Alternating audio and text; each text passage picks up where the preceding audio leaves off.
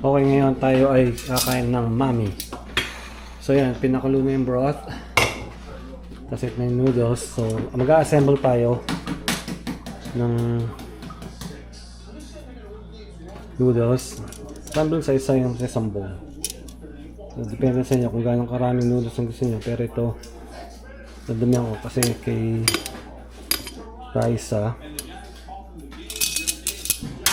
So yan. Tapos pinalambot na yung cabbage.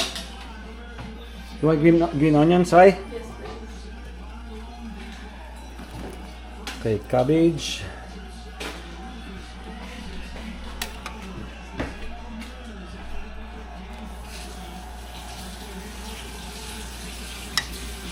Yung karne ng ng beef.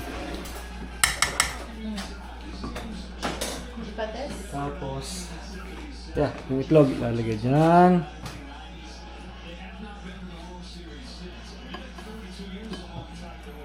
Hindi soft boil, no? Na hard boil siya.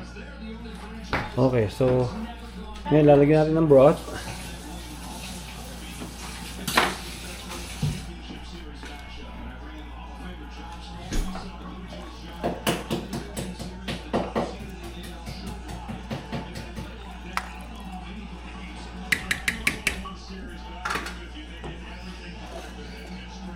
Tapos yun, lalagyan natin, sprinkle lang natin ng green onions.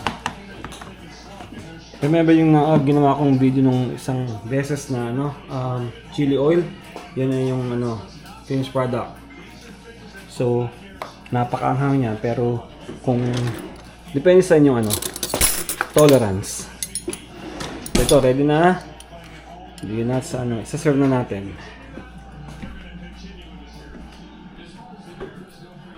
Thank you. Okay. Chili oil, bebe. No, thank you. Okay, so I have cutlery, thank you. yan ang finished product. Get a load of this. Yeah.